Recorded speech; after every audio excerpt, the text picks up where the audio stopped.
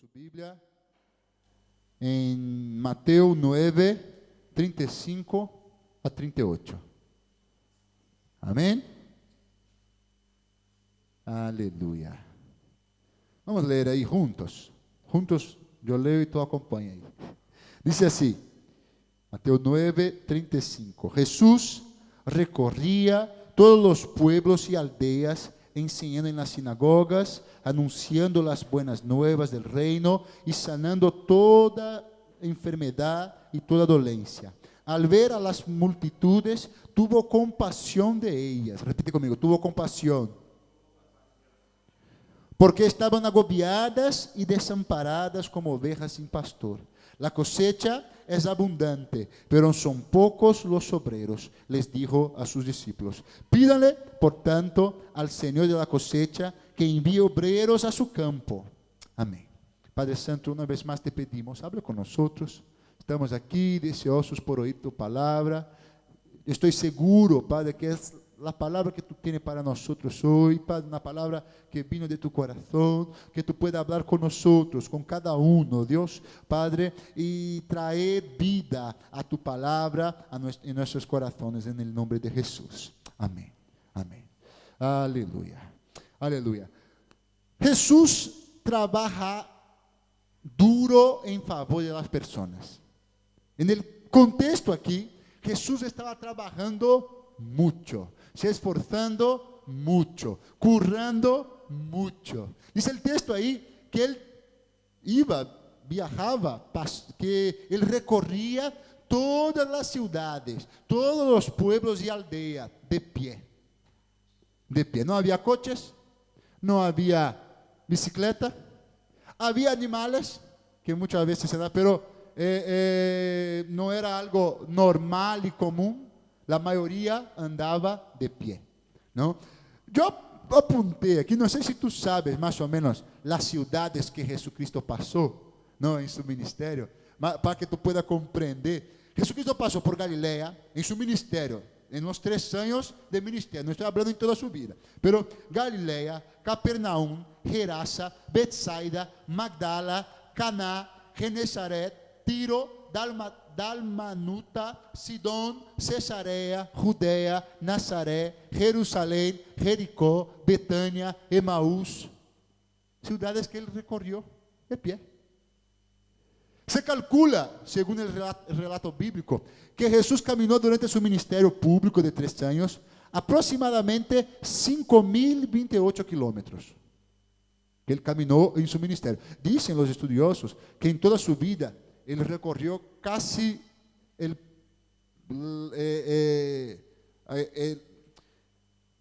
percurso, el recorrido que se haría para dar la vuelta al mundo. Toda su vida caminó más o menos unos 30.000 kilómetros desde su niñez, ¿no? Que iba a Jerusalén, volvía, iba y volvía y esas cosas. Pero en su ministerio, en 3 años, caminó más o menos 5.028 kilómetros. Trabajaba mucho, ¿eh?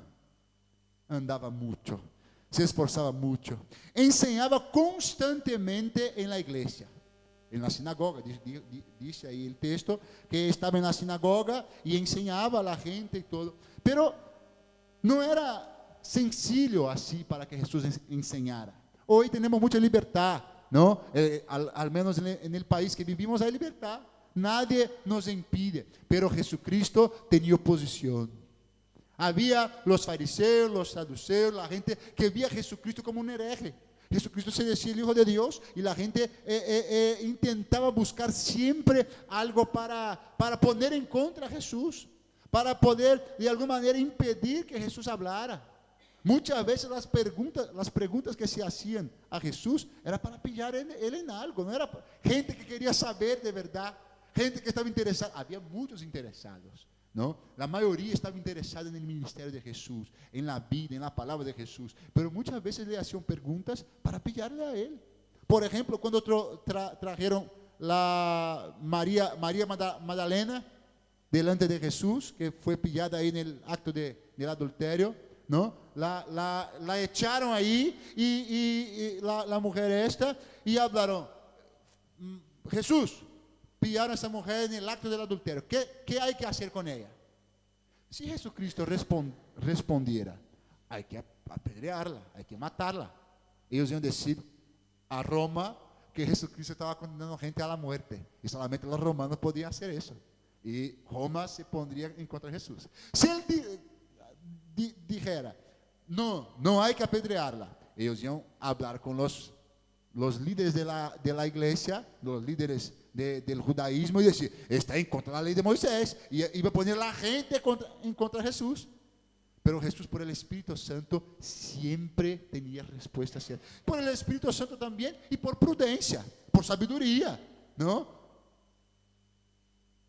¿Tú te acuerdas que respondió ahí en ese momento, no? Quien no tiene pecados, que tire la primera piedra. Entonces la gente no tuvo con qué acusarle. Pero él estaba constantemente enseñando, predicando, hablando. Él predicó, él sanó, él liberó, él bendijo a muchos. Casi no tenía descanso, ¿no? A veces cuando quería descansar se iba al monte, orar.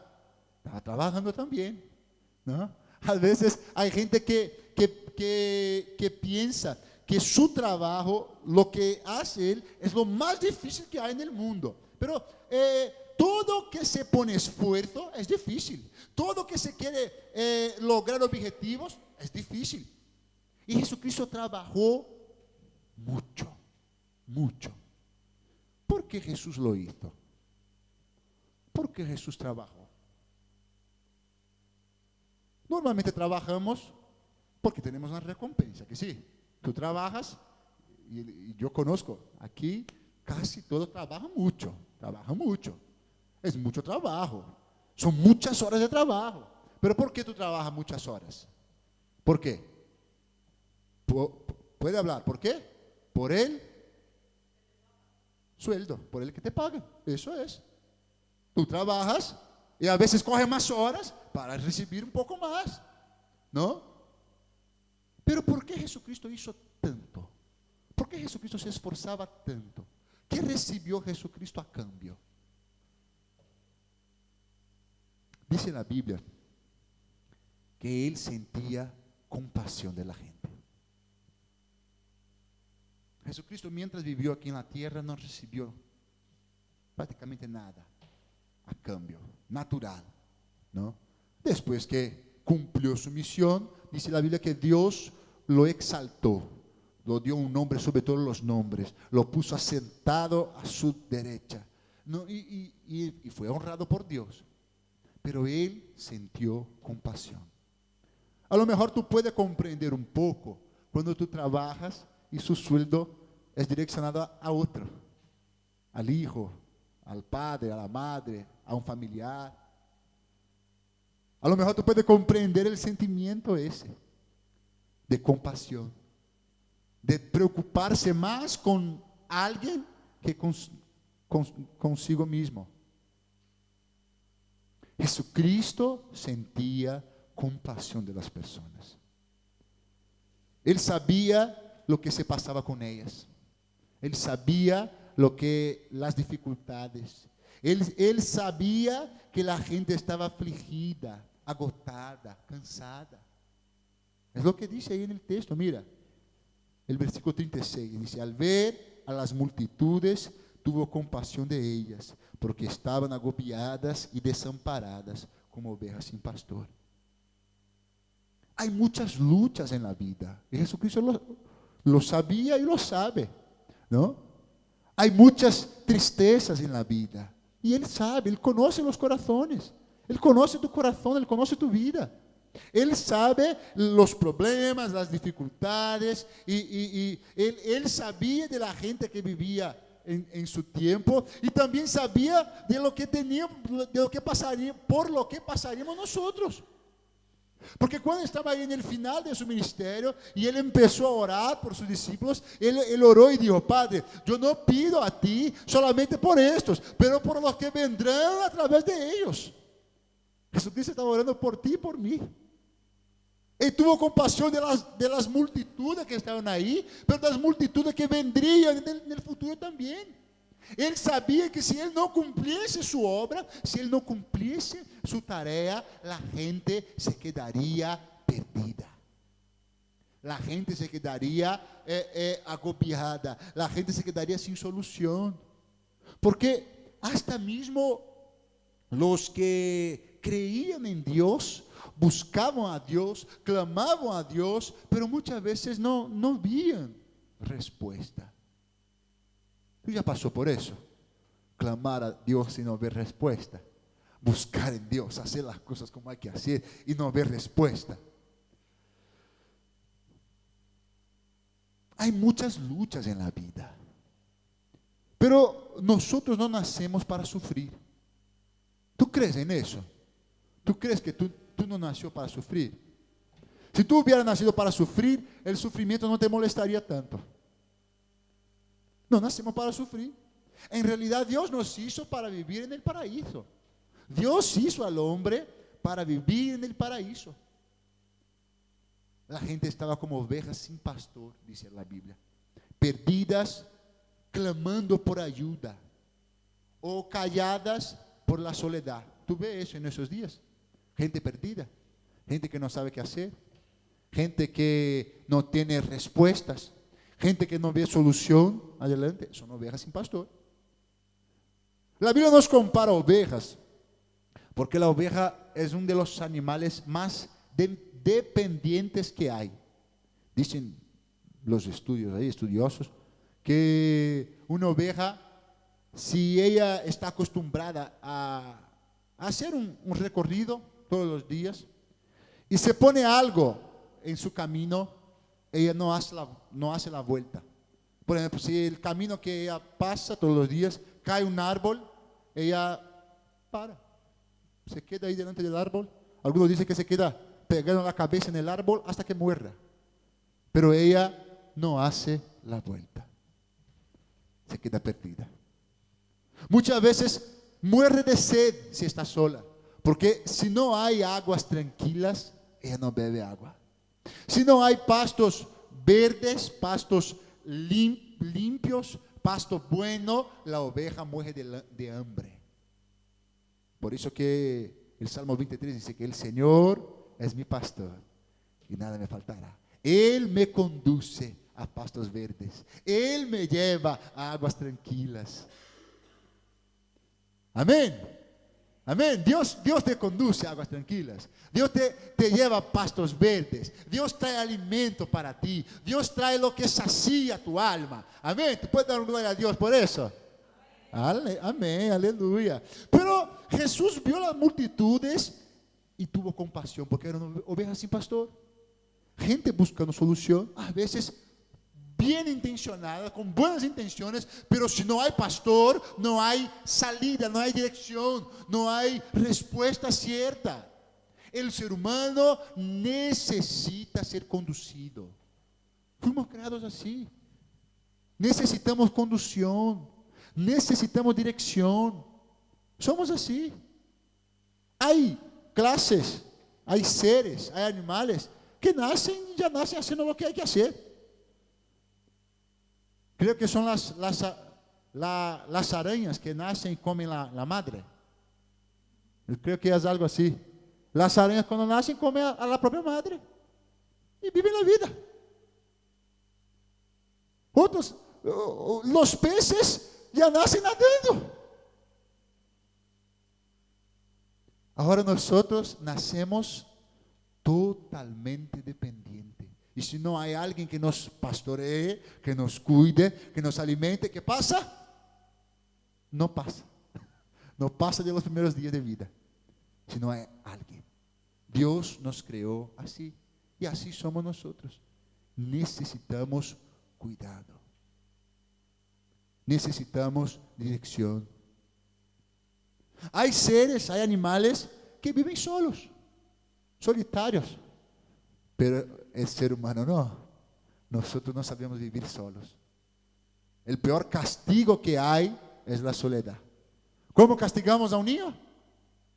A tu habitación, al rincón, va a quedarse solo. No hablamos con él por algunos minutos. Castigo. Es así. En el cole, muchas veces, el castigo no te vayas al patio. Todos van a jugar, tú te quedas aquí solo. ¿No es así? Uno que comete un crimen, ¿qué se pasa? A la cárcel. Le aísla de sus relaciones, de su familia, de sus amigos. La multitud estaba perdida. Errantes, abatidos. Y Jesús tuvo, ¿qué? Compasión. ¿Qué es compasión? ¿Qué es compasión? ¿Qué tú crees? Dime, ¿qué es compasión? ¿Ah? ¿Alguien? ¿Qué es compasión? ¿Tú ya sintió compasión? ¿Qué es compasión, Pedro? Tú que eres un chico sabio, así, inteligente. ¿Qué es la compasión?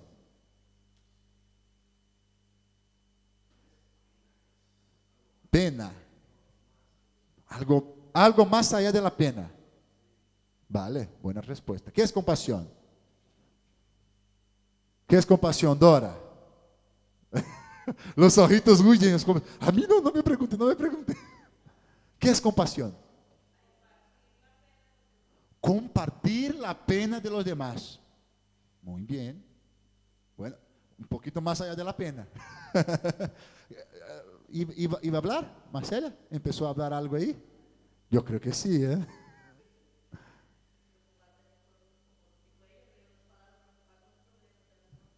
Preocuparse con los problemas de las otras personas. Yo pienso que compasión tiene que ver mucho con misericordia. Misericordia es ponerse en la miseria del otro. Ponerse en el lugar del otro. Compasión, compartir la pena.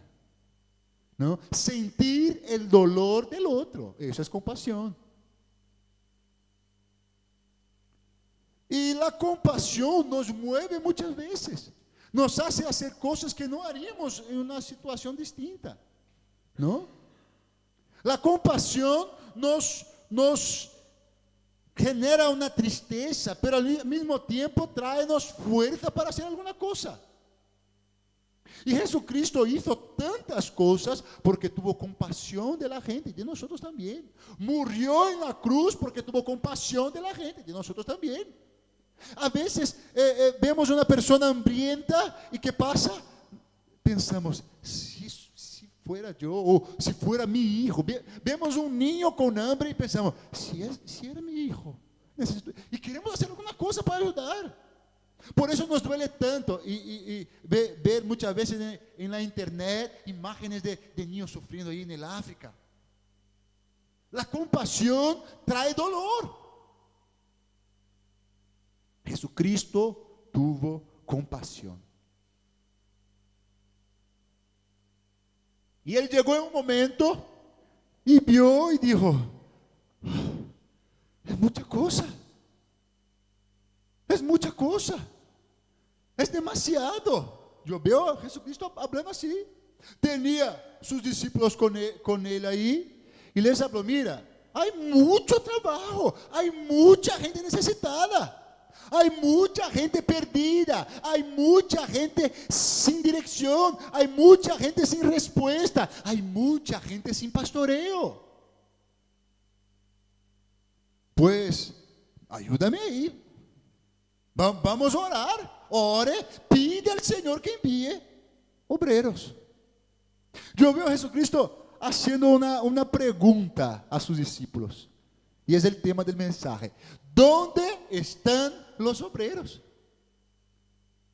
Porque Dios siempre cuando tiene un propósito, siempre cuando Dios tiene un proyecto, Él envía el recurso, ¿a que sí? Amén.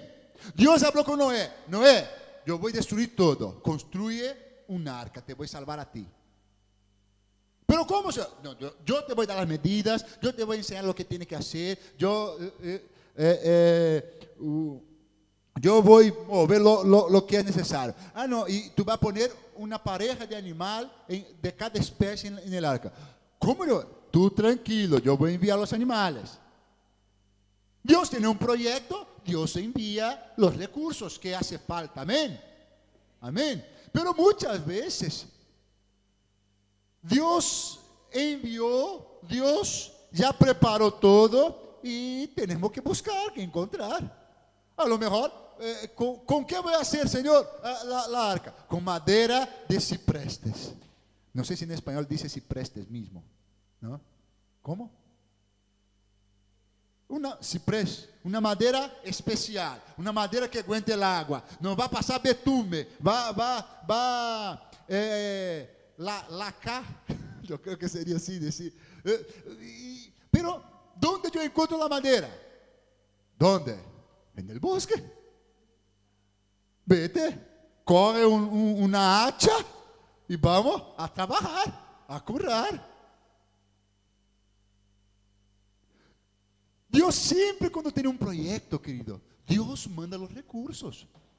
Y Jesucristo, enviado por Dios con un proyecto. ¿Cuál era el proyecto? Evangelizar, salvar el mundo. Evangelizar es traer la buena noticia de salvación. Eso es evangelizar. Hay salvación, hay solución.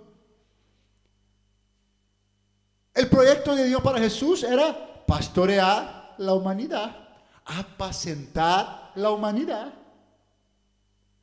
Y aquí Él mira y dice, la cosecha es grande, hay mucha cosa para hacer, hay mucho trabajo, pero son pocos los obreros. Les dijo a sus discípulos y siguió hablando, pídanle por tanto al Señor de la cosecha que envíe obreros a su campo.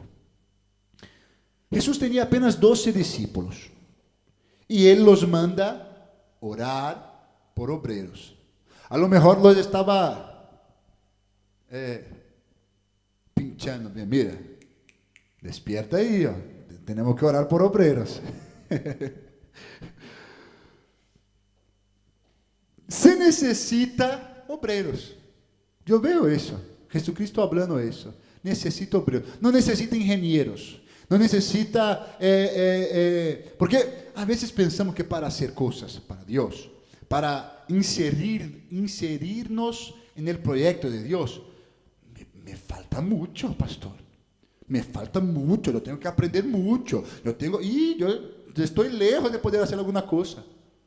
Pero obrero, normalmente, una persona cuando llega, yo veo eso muchas veces aquí, hay gente que, este día hablé con un chico que era metalúrgico, sería así, metalurgia, trabajaba con metalurgia, hizo universidad de metalurgia, pero aquí trabaja de qué? De obrero, lo que hace falta, lo que haya, ¿no es así? ¿Qué hace falta para ser obrero? ¿Qué hace falta? Disposición, querer. La única cosa que hace falta para ser obrero, lo único necesario es disposición para trabajar y obedecer. Disposición para hacer lo que es necesario hacer. Y a veces son dos cosas que a veces caímos en este error. Dos extremos que son malos. Repite conmigo, extremos siempre son malos. Siempre. Cualquier extremo es malo. La Biblia dice, no sea demasiadamente sabio ni demasiadamente tolo. Extremos son malos. Hay que buscar equilibrio. Pero dos extremos que muchas veces nos equivocamos cuando empezamos la caminata con Dios. El primero es que no servimos, no sabemos, no podemos, ¿no? O tampoco yo tengo que cambiar muchas cosas en mi vida para poder hablar de Jesús para alguien. Es un error. Yo tengo que madurar mucho. Es un error. El otro error es que yo predico. Si fue ahí en el púlpito, si el pastor me da la oportunidad y si hay alguien que toca bien para hacer el fondo, y así yo predico. O entonces, no, mi llamado, Dios me llamó para calentar la silla de la iglesia. No. O entonces, Dios me llamó y pensamos que, no, mi llamado es este. los otros que hago los otros. Dios me llamó para cantar. Y Jesucristo dijo, es necesario que obreros, gente dispuesta, ¿no? Pídele a Dios que envíe. El dueño de la obra es Dios. El Señor de la cosecha es Dios. ¿Quién es el encargado de la obra? Jesús, ¿no? Los demás somos todos obreros. Somos todos ahí currando para Dios, para la gloria de Dios, para lograr el objetivo, el proyecto que hizo el encargado. El ingeniero es Jesucristo, no el arquitecto es Jesucristo. Quien dibujó el plan fue Jesucristo. Y ahí lo que Él quiere es que nosotros entremos en la obra, la parte que nos toca a nosotros, lo que nos cabe a nosotros. Amén, querido. ¿Puedo oír un amén? Amén. Ahora, como cualquier obra, está muy alto, ese micrófono está más alto que el otro, ¿no? Yo me paso un poquito. Como cualquier obra, querido. Como cualquier obra. Pedro, tranquilo, puede dejar que yo voy. Te está molestando mucho, ¿no? Yo me controlo aquí. Como cualquier obra, querido, hay recompensa para todo lo que hacemos para Él. Y a veces nos preguntamos por qué las cosas no pasan con nosotros, por qué la bendición no llega para mí, por qué Jesucristo no me escucha, no me atiende. Yo estoy desesperado. Pero Jesucristo tenía 12 discípulos. ¿Cuántos tenemos hoy aquí? ¿Cuántos discípulos de Jesucristo hay aquí? Levanta la mano. ¿Cuántos son discípulos de Jesús? ¿Eres discípulo tú? ¿Sí o no? No sé, a ver, no sé si soy pastor. Mira, discípulos son aquellos que aman a Jesús, que quieren aprender con Él y dar continuidad a su trabajo. Esos son discípulos. Yo amo a Jesús, ¿no? Si tú ya encontró a Jesús, si tú ya conoces a Jesús, tú ya no formas más parte de los desesperados. Tú ya no formas más parte de la multitud. Había una multitud que no conocía a Jesús. Había una multitud que no sabía del ministerio de Jesús. Esos estaban perdidos y desesperados. Esos estaban sin respuesta, sin solución, de camino al infierno. Pero había los discípulos, los que ya habían conocido a Jesús, los que ya habían comprendido que Jesús era el Cordero de Dios, que iba a quitar el pecado del mundo, los que ya habían comprendido que hay solución en Jesús. Esos son los discípulos. Pero además de comprender eso, además de comprender que hay respuesta, son los que empezaron a seguir a Jesús, a querer hacer las cosas como Él hacía, a querer hablar como Él hablaba, a querer hasta al punto de que confundieran ellos con el mismo Jesús. ¿Por qué tú crees que hacía falta que cuando Judas traicionó a Jesús, él tuvo que dar un beso en Jesús para que los guardias supieran quién era Jesús? Si era alguien tan famoso, si era alguien tan conocido, alguien que caminaba sin ocultarse. No, Jesús no se disfrazaba para que no lo conocieran. Era porque todos eran muy parecidos. Todos hablaban igual. Yo creo que en el momento ese, en el punto que estaba aquí, cuando Judas llegó ahí con los soldados, ellos ya predicaban también, los discípulos predicaban, los discípulos hacían cosas también. Entonces, Judas tuvo que enseñar a los soldados quién era Jesús, porque él tenía discípulos que se parecían a él. Pedro, cuando en la crucificación de Jesús, Pedro estaba ahí mirando, ¿y qué pasó? Mira, es un discípulo de Jesús. No, yo no. Pero ¿cómo sabían que él era un discípulo de Jesús? Porque se parecía a Jesús, era distinto de los demás, no formaba parte de los perdidos. Amén. ¿Tú crees en Jesús? ¿Cuántos creen en Jesús? Levanta la mano. Si tú crees en Jesús, tú no formas parte de los perdidos más, querido. Amén. Pero ¿qué pasa, pastor? Si yo me siento muchas veces perdido. De los discípulos hubo un perdido. Un que no se encuadró en el plan. Un que no aceptó lo que le tocaba a él. ¿Quién fue? Acabamos de hablar. Judas. ¿Era discípulo? conoció a Jesús, pero no aceptó la misión, no aceptó la tarea, no aceptó a lo mejor la manera de Dios. Quería las cosas a su manera. Judas entregó a Jesús, no fue simplemente porque él quería dinero. No, en realidad él era el tesorero. Él era el tesorero del grupo, de la iglesia. Todas las ofrendas que venían para el ministerio, quien la administraba era él. Pero Judas entregó a Jesús porque él quería un rey que gobernase, como la mayoría de los judíos. Esperaba un Mesías que iba a venir para restaurar Israel, restaurar la gloria de Israel, restaurar el templo de Israel, de los días de David. Entonces, cuando Jesucristo vino predicando amor, predicando perdón, predicando obediencia, predicando sumisión, diciendo que tenía que dar a César lo que era de César, muchos no lo recibieron y Judas fue uno de ellos. Mira, está mal. Pero Judas vio lo que Jesucristo podría hacer. Vio el poder que Jesucristo tenía. Y él pensó, si yo entrego a Jesús, a lo mejor se va a manifestar. Va a manifestarse como rey. Jesús es el Hijo de Dios. Él creía. Judas creía en Jesús. Judas no fue simplemente alguien que traicionó y que no le gustaba a Jesús. Tanto le gustaba a Jesús, tanto quería a Jesús, que cuando él vio que Jesucristo no hizo lo que él esperaba, Jesucristo se dejó atrapar, se dejó llevar. ¿Qué hizo Judas? Se fue a suicidarse.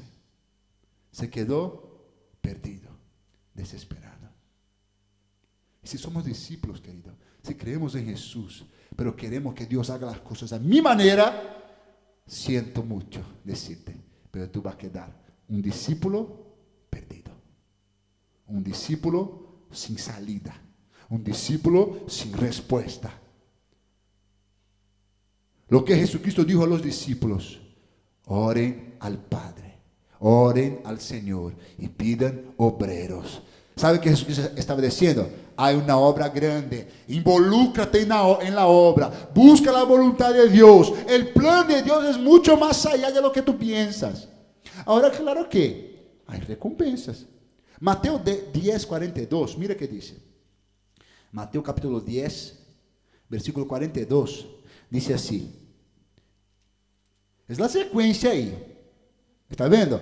Hemos leído el 9 que le habla que son pocos obreros y todo. No, que hay que pedir obreros. El 10, él envía a los 12.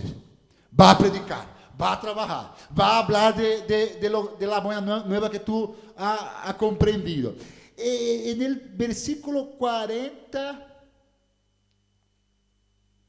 dice así: quien los recibe a ustedes, me recibe a mí. Y quien me recibe a mí, recibe al que me envió. Entonces, recibimos a Jesús a través de recibir a alguien. Es así. Hacemos caso a Jesús cuando hacemos caso a alguien que predica a Jesús. Entonces Jesucristo, y tú también. Cuando tú predicas, si la gente te hace caso, si tú estás predicando a Jesús, estás recibiendo a Jesús a través de ti. Amén. Amén. Cualquiera que recibe a un profeta, por tratarse de un profeta, recibirá recompensa de profeta. Y el que recibe a un justo, por tratarse de un justo, recibirá recompensa de justo. Y quien dé siquiera un vaso de agua fresca a uno de estos pequeños, por tratarse de uno de mis discípulos, les aseguro que no perderá su recompensa. Yo siempre he leído ese texto y yo miraba del siguiente ángulo, de la siguiente manera. Quien me reciba a mí, porque yo soy profeta, va a recibir galardón, recompensa de profeta. Yo siempre pensé así, y es lo que la mayoría piensa y predica, ¿no? Y si tú recibes a alguien, a un profeta, tú vas a recibir galardón, recompensa de profeta. Y no está mal necesariamente pensar así, es una manera de interpretar el texto. Pero el Espíritu Santo ministró algo distinto en mi corazón. Porque yo no sé quién son los profetas. Yo no sé los planes de Dios. Y si yo recibo a alguien para que sea un profeta, para que sea un instrumento de Dios, yo voy a recibir recompensa.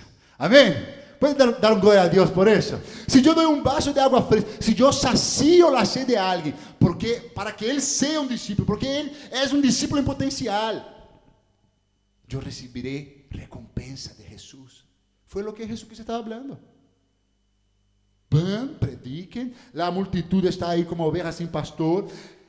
Las ovejas son aquellos que quieren, que buscan a Dios, que necesitan a Dios. Amén. Ovejas son los que necesitan, los que buscan, los que si creen en Dios, pero todavía no conocen a Jesús. Hay gente así. Cree en Dios, pero no sabe que Jesús es la solución. Hay gente que tiene mucha fe y tiene ahí, pone su fe de una manera a veces equivocada, porque la solución está en Jesús. Y ahí Jesucristo habla, aquel que dé, quien dé siquiera un vaso de agua fresca a uno de esos pequeños, por tratarse de uno de mis discípulos, les aseguro que no perderá su recompensa.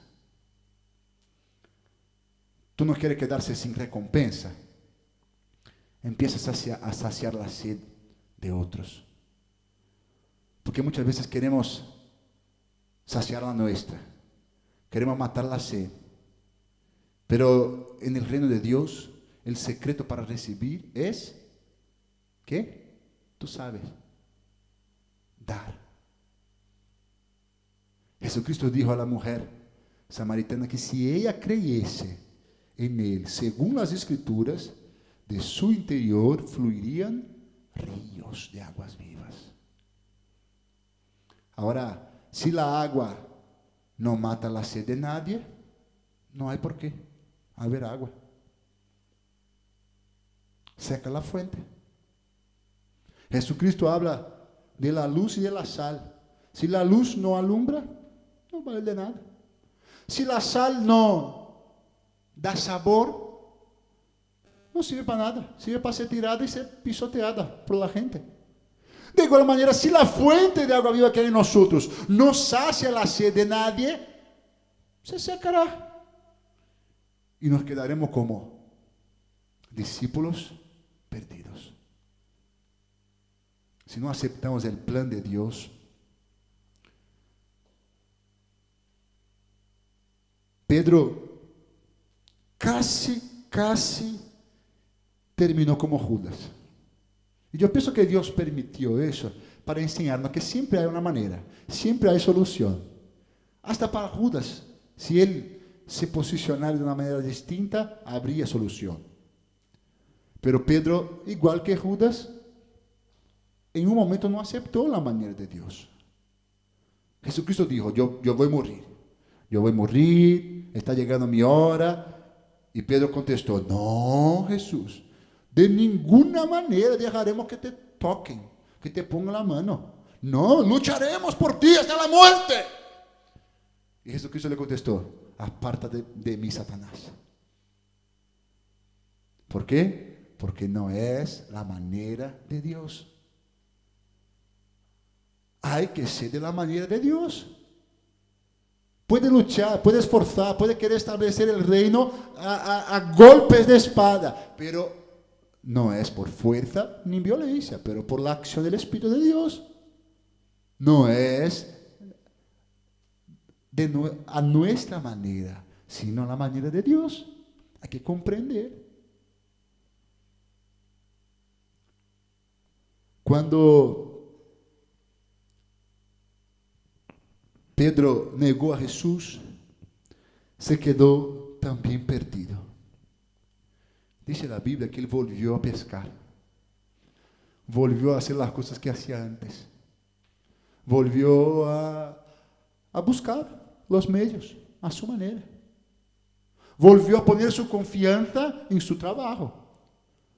Se quedó 3 años, imagínate, 3 años de tu vida en un proyecto, en un propósito, ¿no? Comprendiendo, Jesucristo vino, el Mesías que esperamos tanto, y ahora Él murió el Mesías que esperábamos tanto, ha muerto. Pedro volvió a pescar, Pedro volvió a la antigua vida. Y normalmente no hacemos eso solo, normalmente afectamos, ¿no?, motivamos o desmotivamos a otros con nosotros. Cuando retrocedemos, normalmente alguien es afectado. ¿Por qué? Porque si somos discípulos, hay gente mirando a nosotros. Si tú eres discípulo de Jesús, hay gente que te mira a ti. Y cuanto antes tú comprendas eso, mejor. Mejor para quién? Para ti, para la obra de Dios, para todos. Tú no puedes tomar decisiones donde apunta tu nariz. Hay responsabilidad delante de Dios. Así como muchas veces comprendemos, que hay mucha gente que sale de su país, que viene a España para trabajar, para curar. ¿Por qué? Porque hay hijos ahí, hay una familia ahí, que yo quiero que tenga una vida mejor que la mía. Yo tengo responsabilidad. Entonces, curra mucho, trabaja mucho, porque comprende la responsabilidad que tiene. Dios estableció un plan, queridos. Ahora, aquel que ama a Jesús puede pastorear las ovejas. Puede ser un pastor de las ovejas. Porque Pedro se opuso al ministerio de Jesús. No aceptó la manera de Jesús. También. Negó a Jesús 3 veces. Pero mira, abre conmigo ahí. Juan 21:15. Juan capítulo 21, versículo 15.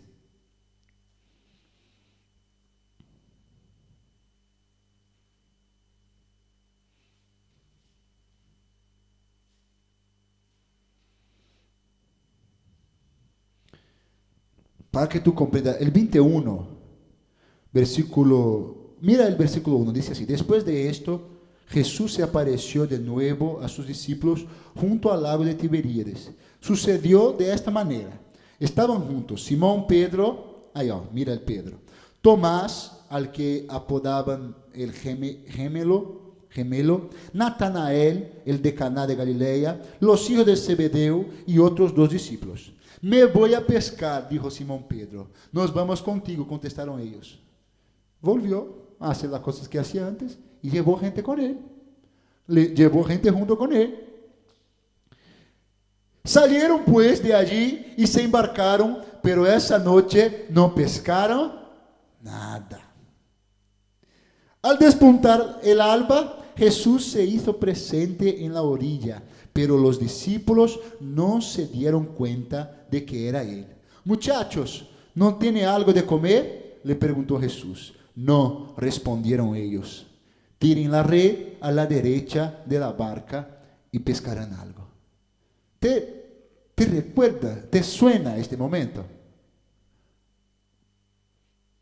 ¿Por qué muchas veces volvemos a un punto donde no teníamos solución, empezamos la caminata con Jesús, pero a veces las cosas no pasan como esperamos y volvimos al punto que no tenía solución?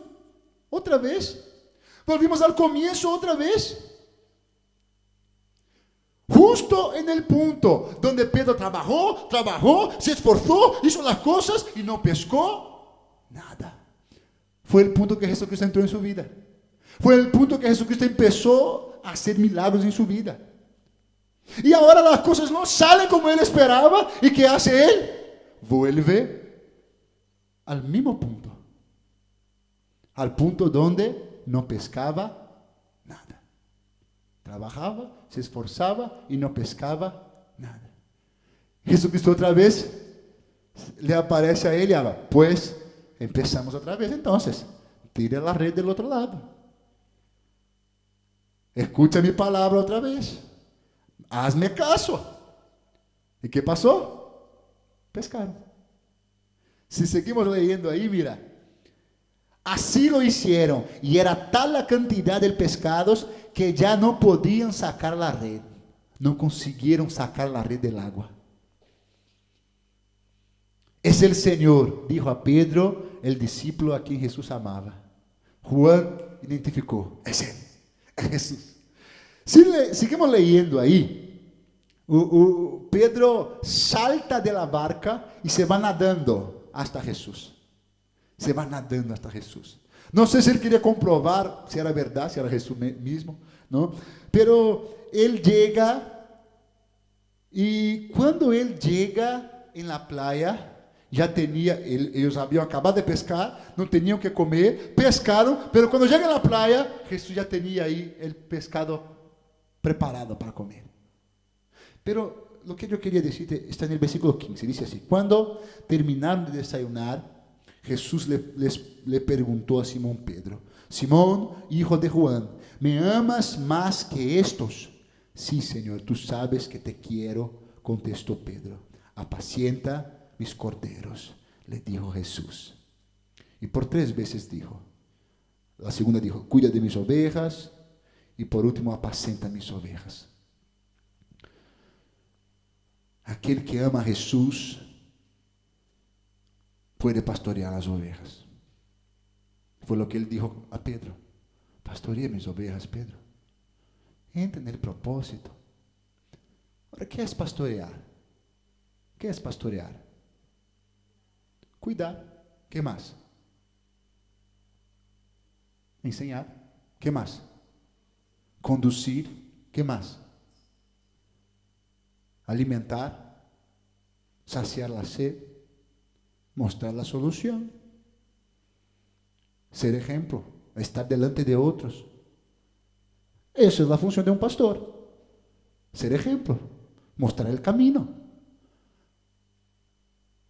Ahora hay que ser discípulo. Hay que seguir a alguien. Hay que tener el referencial. Ahora, Jesús te pregunta en esa mañana: ¿tú me amas? ¿Tú me amas? Cierra tus ojos y escucha Jesús preguntando eso en tu corazón: ¿tú me amas? Apacenta mis ovejas. Cuida mis ovejas. Puede pastorear 1, 2, 3. No sé cuál es la capacidad que tú tienes en pastorear. A la medida que vamos creciendo, vamos aumentando la capacidad. A la medida que vamos conociendo, que tenemos condición de cuidar más. Pero apacenta 1, querido. Ah, pastor, pero yo sé tan poco. Yo conozco tan poco. Pero hay gente que no conoce nada. Apacenta 1. El Espíritu Santo vive en ti y Él es quien hará a través de ti. Créalo. Todo cristiano que ama a Jesús es un pastor en potencial. Todo creyente que quiere a Jesús tiene condición de pastorear. A veces pensamos que es necesario un llamado específico para ser pastor. En realidad depende de la disposición. Cuanto más nos disponemos, más Él nos da, más Él hace.